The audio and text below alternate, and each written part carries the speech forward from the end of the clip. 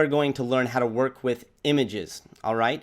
So to start, let's go ahead and clean up some of our HTML here so we can have more focus on the image that we're going to work with.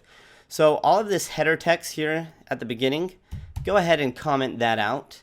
And then let's take all this text down here and comment that out. All right, so that's going to give us a lot of focus on our image. So before we start working with our image, let's check it out and see what it looks like right now. So go ahead and launch this. And right now we've got an image in the center. We're using our lion image and we still have that red dashed border around it. So cool. So now we've got all of our focus on the image. So coming back over to our text editor, what I want you to do is scroll down to the class that we put on the image, this border image here.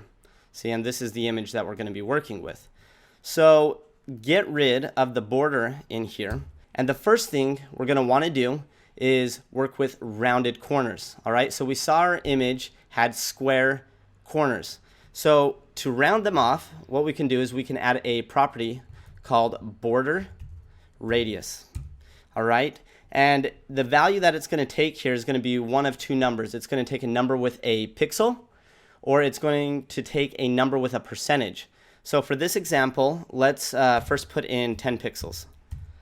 All right, and what this is going to do is it's going to shave off 10 pixels around the corners of our image.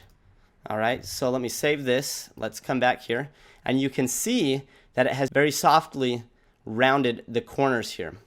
All right, so let's work with a percentage now. Come back over to your text editor. And what I'm going to do is I'm going to first make our image a square. And to do that, I'm going to override the dimensions by giving it a fixed width of 500 pixels and a height of 500 pixels. So now we're working with a perfect square here. All right, so cool. Now what we can do here is with our border radius, we can change this from using a pixel to a percentage, and we're going to use a 50% here. And so what we're saying is we've got a square image here, and we are going to take off 50% of the corners, which is half of it. All right, and in essence, because we're working with a perfect square, it's going to make a circle. So back over to our editor here, and you can see we got a fancy looking circle. So very cool stuff.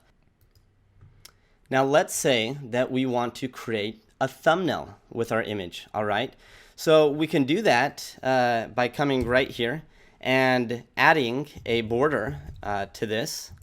Okay, and let's add a border of 2 pixels and make it solid.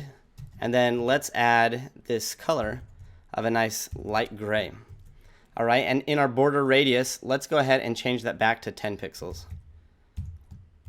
All right, and the last thing to put here is this is going to put a border directly around the image, but let's create some space between the border and the image. All right, and we can do that by adding some padding. And what this is going to do is it's going to push our border slightly out and away from our image. Okay, close that off and save it, and then let's come back to here. And now you can see that we've added a really cool border to our image. And this is a very nice way that we can go ahead and create thumbnails on your web page. All right, it looks very clean, very nice, and we've got these nice softly rounded corners here. All right, so now the next thing that we want to work with is getting a responsive image. And what I mean by that is when the viewport shrinks, we want the image to stay within the viewport. So let's see what happens right now. When we shrink the browser, we can see that our image gets cut off here, right? And we have to scroll side to side. The image isn't fitting within here, and it's because we put a fixed width and height on that. So let's go ahead and fix that. I'm going to make this full screen again. Come back over to your text editor, and this time I'm actually going to go ahead and grab the image element itself.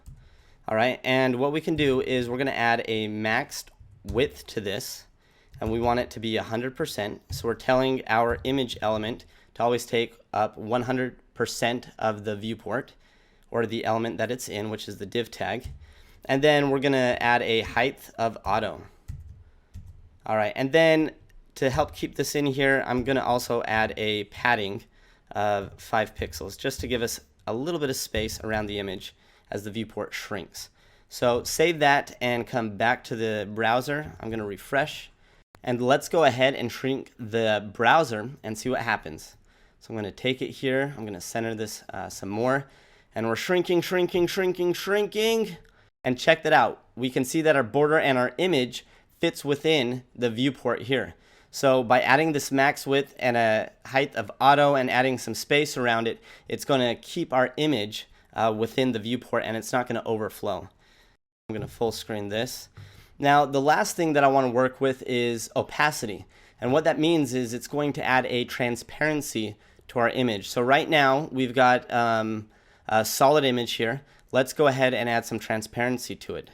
So we can do this. We're going to work with the image element here, and we're going to use the property opacity. Now an opacity works between a number value of 0 and 1. So in between that, we're actually going to be using the point system. So first, let's add an opacity of 0. All right, and we're just going to put a single 0 in here. Come into the browser and you can see our image is completely gone. We've made it 100% transparent. So 0 is the lowest transparency that you can add, and if you get all the way to 0, it's going to make it completely transparent and it's going to disappear. Now come back into our text editor and let's change this a bit. Let's give it a 50% opacity, and we're going to do that by adding a 0.5 back to our browser, and you can see that our image is lighter and we've got a 50% opacity on this. And then of course, if we want to make this completely solid again, you can put the full value of 1 in here to make it a solid image again. And there you have it. All right, and the last thing that I'm going to show you, which I feel like sometimes is the most important thing, is how to center images. Now right now we've already got our image centered, and I'll show you why. In our text editor at the very top, we've got a text align of center, so it's actually centering the image for us. However, let's go ahead and comment this out to remove the center. Come back to our browser, and now we can see that it's floated over to the left. And remember, the way that elements are going to stack in the browser is left to right. So what I want you to do is go ahead and inspect the element right now. And you can see that we've got this div tag. Let me pull this down just a little bit. We've got a div tag here that takes up the entire width of the viewport, right? Div tags are block elements, and it's going to go across the entire viewport. And then when we dive into our image, it's a single element that only floats over to the left here. Let me show you how we can change this and get our image to center in our div tag. So back over into your text editor, I want you to come down to the image element here, and we are going to add a display of block. All right, now I want to show you what all of a sudden happens to our image. So back over into the inspector tool, when we take our image now, let me refresh this, you can see that this orange here, this is an indicator of margin. So we've got our display of block on our div tag, but now all of a sudden, check out to the right side of our image, we have this huge open space of margin. And this is a good thing because now we're going to be able to work with this margin to center our image.